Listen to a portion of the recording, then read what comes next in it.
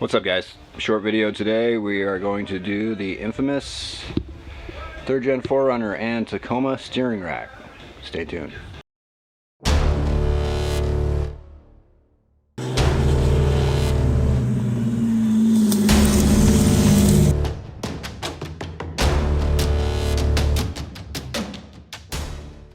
Alright, so like I said, this is going to be a pretty quick job. This is very common. I've done several of these and it's not really something to be intimidated about. It's actually relatively easy. So what I did here is I got the sway bar, the wheels, and got it up on jacks, obviously.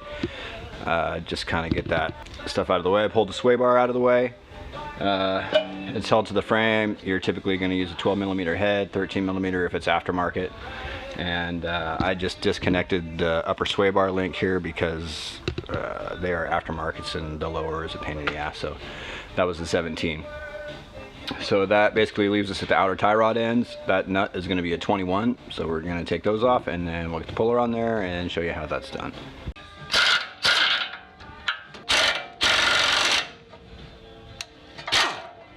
Now we're underneath the rig and we're gonna get started pulling the rack out.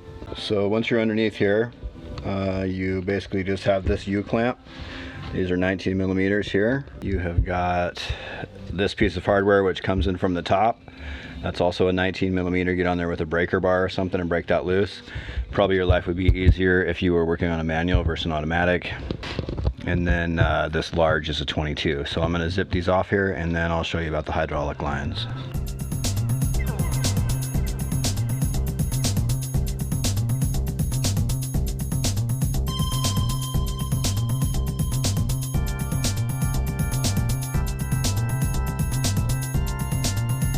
Next thing you want to get after here is the steering shaft. When you go to pull this out, these are both 12mm heads. You want to take this upper bolt all the way out. If it doesn't come all the way out, this won't slide up the shaft all the way and get out of your way. So remove them both. What you want to do here is make sure the steering wheel is locked. If it's not locked, lock it. Tie a bungee cord to the brake pedal or something like that so you don't screw up the spiral cord.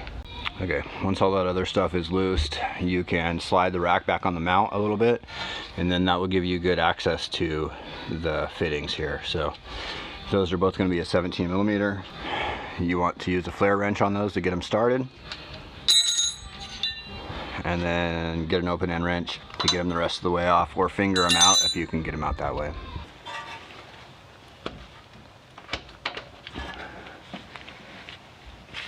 One, O's.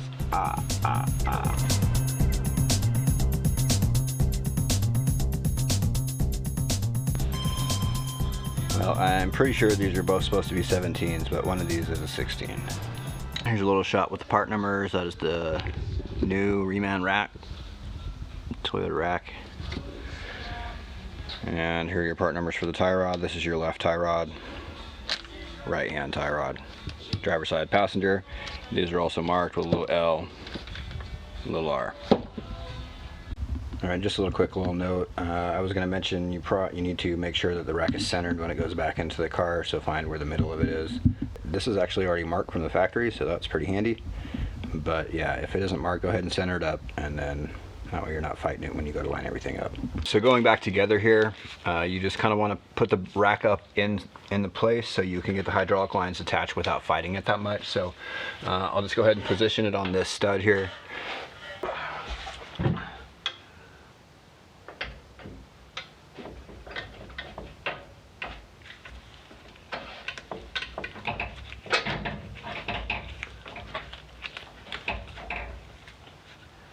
The install of this is basically the reverse of the way it came out. I'm not going to really be able to get a shot here, but when I go to put these, the hydraulic lines back in there, you just need to be very careful that they don't get cross-threaded or damaged or anything like that. I was able to get this in here and get it started. Part of the reason you want to leave this kind of just barely in here is so you can, you're able to manipulate the rack back and forth a little bit, because you don't always have the right room here. So that's what I did. I went ahead and was able to get it started by hand, and then you just wrench it in. Okay, so as mentioned, this is just the reverse procedure of the way that it came out. You've got this cross bolt right here. We'll have the washer and the nut here. I just reused this bushing. There was nothing wrong with it here. This hardware came out a little bit hard. I'm going to go ahead and put this copious amounts of anti-seize on it before I put it back together, so if we ever have to take it apart again, it doesn't suck.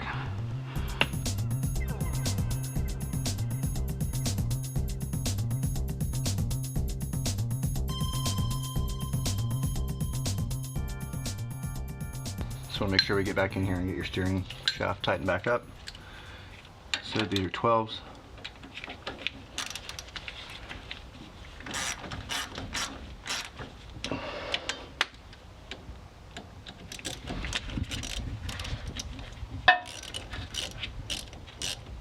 Next step is installing the outer tie rod end, a little bit of anti-seize. And again, these are marked left and right, L and R. And then if you didn't measure, just kind of take an approximate mental note of where the jam nut was when it came off. Okay, so torque spec on this outer castle nut is 66 foot-pounds. When you're running a tie rod end with a cotter pin, you want to run it definitely to that torque spec, and then you find the hole going beyond that torque spec.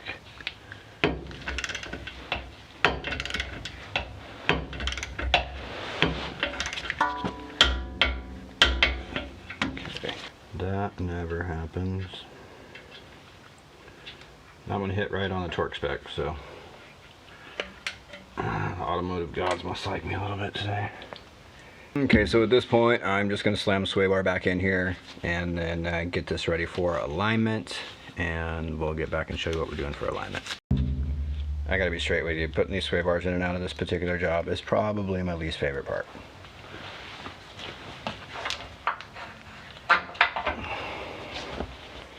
Bracket is just in kind of a dumb place.